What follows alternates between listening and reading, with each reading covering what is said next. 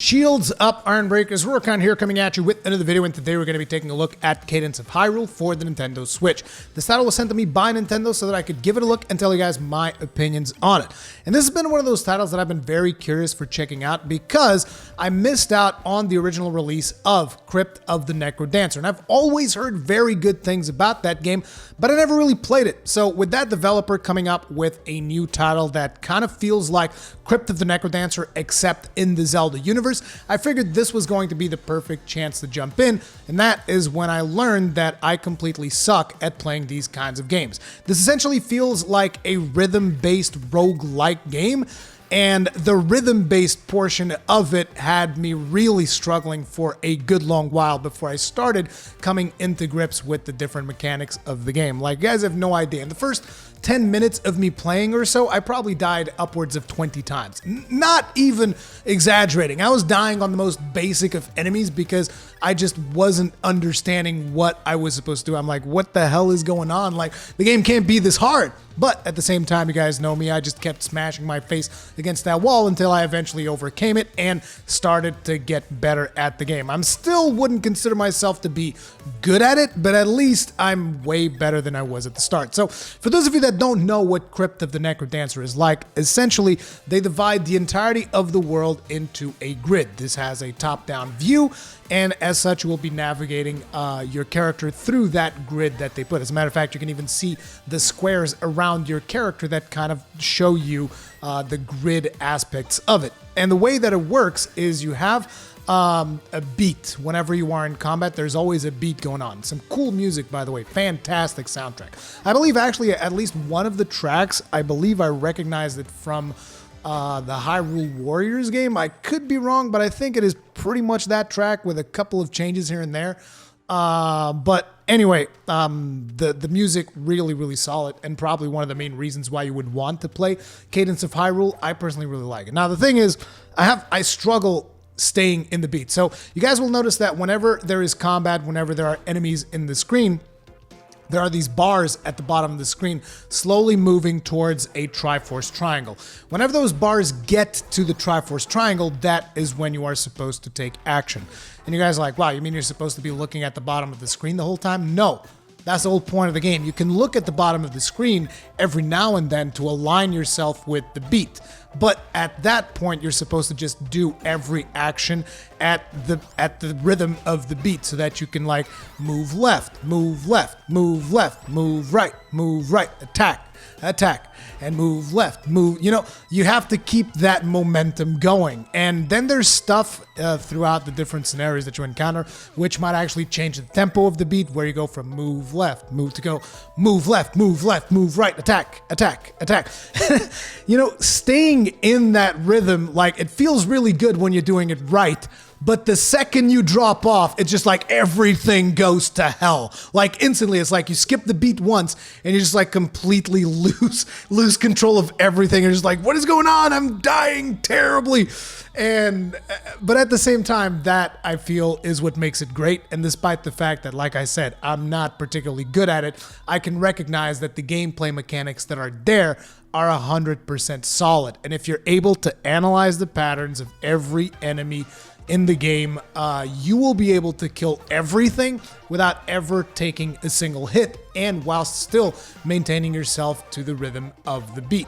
And it's not just about the combat either, because, you know, once you're done with the combat and the beats and all of that stuff, there will still be puzzles in certain sections of the world, which will be themed around the location that you are in. And some of those puzzles will involve Metroidvania elements, like you might have to pick up a specific item before you can go and solve this specific puzzle, like you need the gloves that can pick up the rocks, or you might need a bow, or you might need a specific item that allows you to reflect items back at enemies, and so on and so forth. But ultimately, the entire mechanic around which this game is built on feels incredibly solid, and it feels incredibly fun. Now, in terms of visuals, you are looking at a pixel art style. I think it works very well for Zelda. In terms of sound, I think the sounds are phenomenal, particularly the soundtrack. I think it really works great. and it really maintains the theme of what is happening around in the game. And different zones are going to have like different tones and styles to it, which kind of just adds an additional depth, an additional layer of depth on that zone that you happen to be fighting in. And you are going to be encountering these items that will be temporary, and you will lose all of them should you die. Like, for instance, if you pick up a shovel, the shovel is one of the items that you lose when you die. You pick up a torch, again, another item that you lose when you die. But you can always pick them back up when you get back into the game, and there are certain items that you get to keep forever, essentially allowing you a certain degree of progress. So, for instance, whenever you clear one of the maps that you are in, you clear it of enemies, they will drop 1 diamond, or more than 1 diamond if you were particularly exceptional at taking them out, at staying within the beat and doing all of that stuff, right? And those diamonds is like a currency that you can use whenever you die to get yourself some upgrades. So one of the first things that I got was naturally a heart container so that I could start increasing my health so that I would die less. But one of the first things that I would advise you guys to get, should you get into Cadence of Hyrule and you happen to find yourself struggling as much as I did, is get that broadsword, dude. Just get the broadsword as fast as you possibly can. And after that, as soon as you pick up the spear, which is the weapon that you'll probably see me use throughout every single bit of gameplay in this video, the spear is when the game starts feeling a whole lot better, because the spear is going to give you reach. It's going to give you an additional square of the grid to attack from, and that is going to keep you at a much safer distance from your enemies, and it will allow you to just take out your enemies a lot easier. But even then, before you get to the spear, just get yourself that broadsword, because it gives you a wide attack. And instead of just being able to attack the square directly in front of you, which is extremely dangerous to only be able to attack that square, it gives you the 3 squares in front of you, so you'll be able to attack enemies from angles where they're not as threatening as they would usually be. There are still enemies that are able to get to you, like magical enemies and other types of enemies that are going to be particularly challenging for you to deal with, like the Lionels. They got bows, and they can actually hit you from across the screen, so you got to always keep tabs on that. But the whole challenge of it is staying in rhythm and keeping tabs on the enemies that are targeting you. And the game does this very well, but at the same time, it's going to be very challenging if your brain is not in sync with what is going on in the game. And I know that I struggled with that quite a bit. There are easier modes that you can toggle when you start a new playthrough. Actually, you can still toggle the easy mode during a playthrough, which is called fixed beat mode, which basically means you don't have to move at the rhythm of the beat. They just change the game so that everything only moves when you yourself move. But I feel that kind of defeats the purpose of the game, so I didn't really spend a whole lot of time playing in that mode. I was just checking it out to see, oh, so this is like easy mode. So it is there if you are struggling with, keeping up with the beat and all of that stuff. But again, I feel like that is one of the essences of the gameplay mechanics that really makes it a lot of fun. Just try to keep up with the beat, try to do all of this stuff. So you're going to have 2 choices of characters. You can play either with Link or Zelda very early on in the game. You actually start the game with the main character of Crypt the Necrodancer that,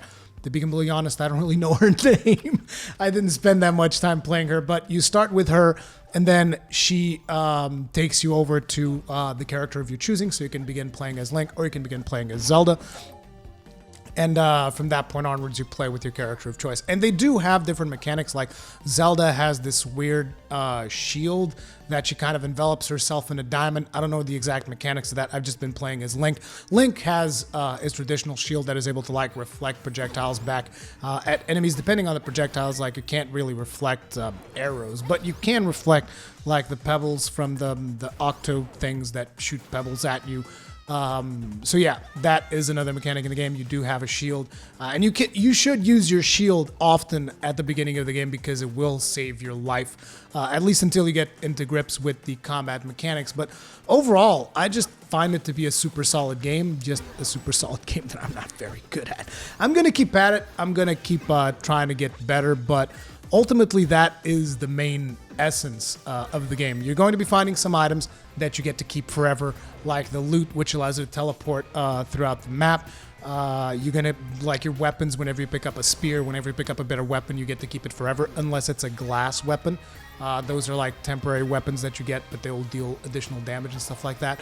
Other items you will lose, like your rupees. Whenever you die, you lose all of your rupees. So basically, if you're at a store and you're like, man, I wonder if I should save these rupees. No, don't save them. Just spend everything. Just spend everything, dude, because it's going to be gone before you know it. Trust me on that. Just spend all of your rupees. Diamonds, on the other hand, those you got to moderate yourself and try to get the more permanent upgrades and stuff like that. And really do try to figure out the puzzles, because a lot of times when you figure out a puzzle, you get like a major upgrade or a new item that unlocks new situations for you, that unlocks new puzzles that you'll be able to solve.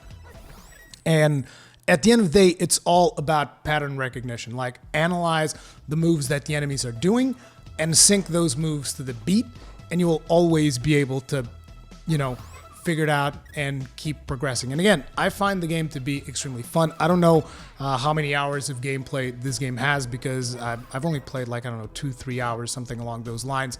But again, it is a fun game if you like this type of rhythm-based gameplay. If you don't like any type of rhythm-based gameplay, then definitely don't get it, because you're going to hate it and you're not going to have a good time.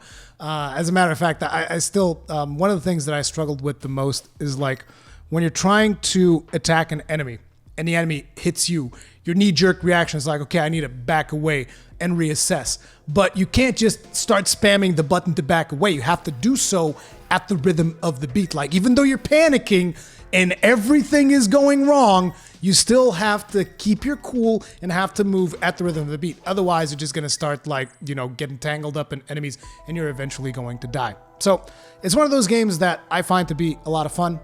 I'm not very good at it. How about you? Have you been enjoying Cadence of Hyrule? Let me know what you think about it in the comment section down below. Thank you very much for watching. If you guys enjoyed this video, hit it up with a like. It helps me out a lot, because I'm in the YouTube bad boys list. They don't like my content. They don't promote it. They don't show it in recommended or anything like that. So hitting the like button really does help out a lot. And if you do enjoy my content, subscribe, hit the bell notification icon. Stay strong, and may your shields never break.